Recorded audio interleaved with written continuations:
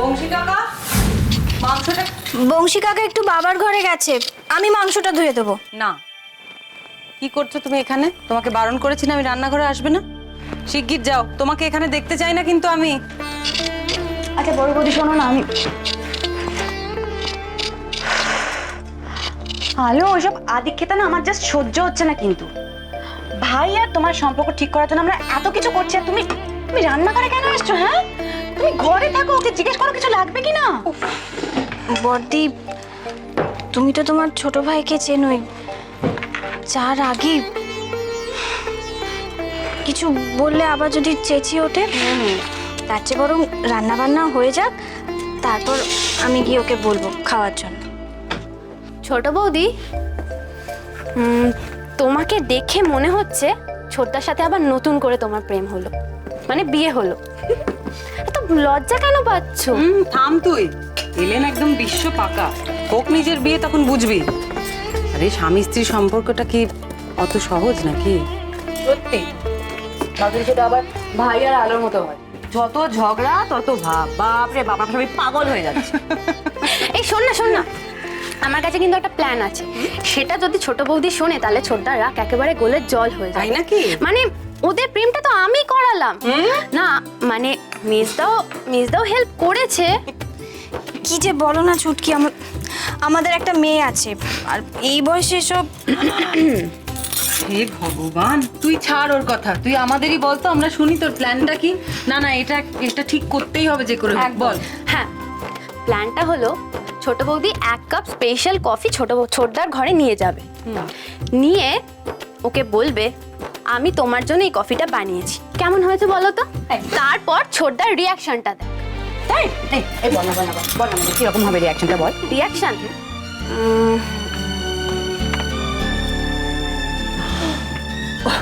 আলো, তুমি আমাকে এত ভালো বোঝো কি করে বলো তো? কিন্তু ওই দেখো কফি তৈরিও হয়ে গেল। কি বুঝছো? কি আর বুঝবো বড় বৌদি, এরা কি আর তোমার আমার মতো গো? আমাকে মনে হাইড করিয়ে দাও না, নাহলে অর্ক আমাকে ধরে ফেলবে। প্লিজ মা, প্লিজ। গরম কফি আছে, প্লিজ গরম করো না। অর্ক আমাকে ধরে ফেলবে, আমাকে হাইড করিয়ে দাও না। ইচ্ছে তুই আমাদের এদিকে আয় তো। তোর মাকে কি এখন আর আটকানো যাবে? ছোট বৌদি তুমি দাঁড়িয়ে আছো কেন? যাও যাও যাও। সব সময় মজা। তোমার সঙ্গে হাসছো কেন? আমাকে হাইড করিয়ে দাও না।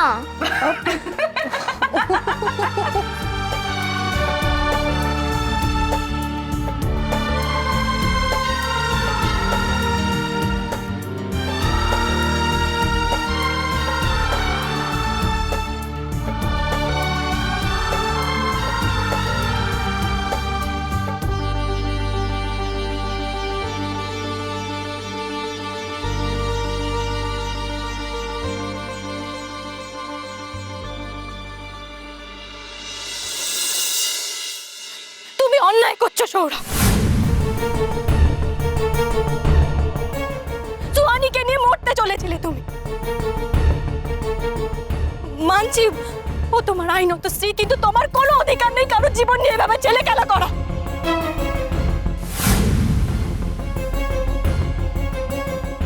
বড় বৌদি, আমাকে এক কাপ কফি খাওয়াবে?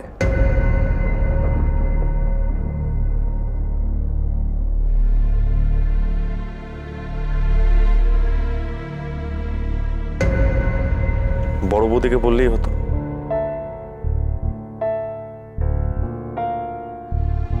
ইদানিং আমার হাতের কফি ছাড়া তোমার মুখে কিছুই রচ্ছে না। শুধু শুধু দিদিভাইকে কষ্ট দিয়ে কি লাভ বলো? অতটা সৌভাগ্য কি আমার আছে যে আমি তোমার উপর জোর করে অধিকার ফলাবো?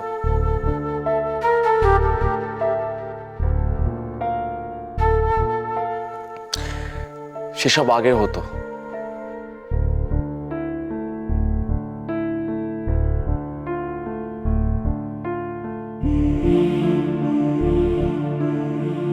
আমার উপর রাগটা তাহলে এতক্ষণে বেরিয়ে এলো।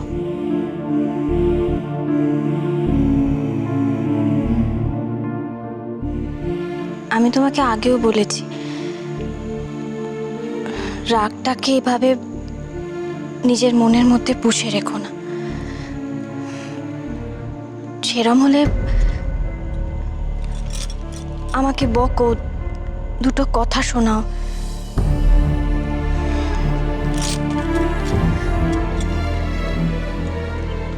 মানছি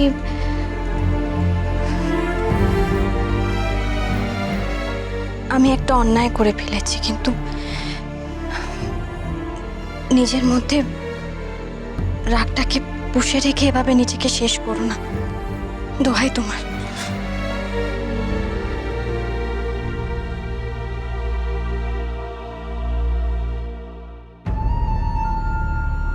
সরি।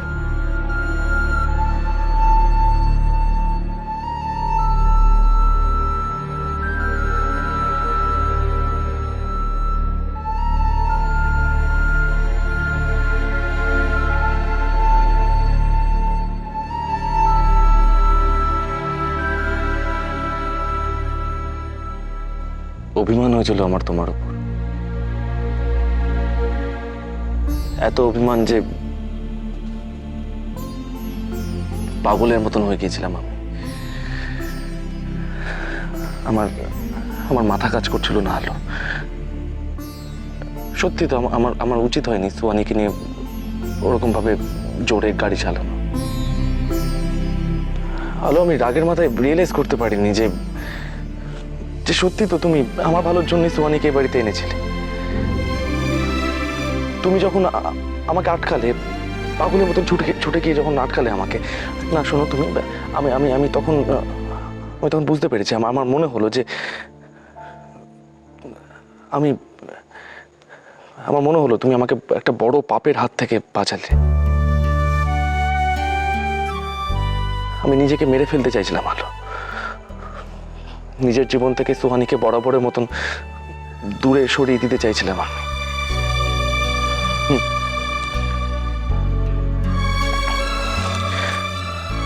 আলো, আমি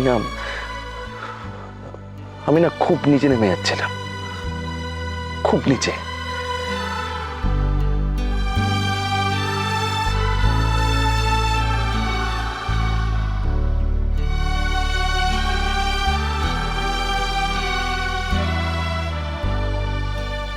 আমার ওপর আর রেগে নেই তো?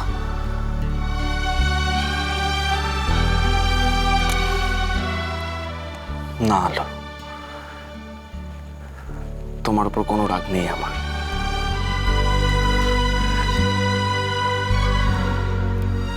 কিন্তু বিশ্বাস করো, আমি না এখন খুব কনফিউজড হয়ে আছি। আমি না বুঝতে পারছি না ঠিক মানে এরপরে কি হতে চলেছে আমাদের জীবনে, কি হবে।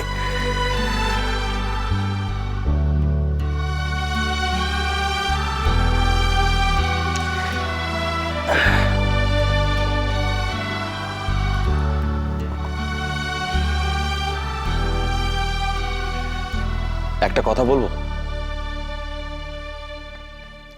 কফিটা তোমার হাতে খেতে বেশ ভালোই লাগে। একটু বসো না এখানে প্লিজ। এখন মানে সবাই এত রান্না নিয়ে ব্যস্ত, আর আমি এখানে। সত্যি আলো, সবকিছু কেমন আগের মতন হয়ে যাচ্ছে, তাই না? আমি তোমাকে বসার জন্য জোর করছি আর তুমি বলছো বাড়ির সবাই লোক চারিদিকে ঘুরে বেড়াচ্ছে। তো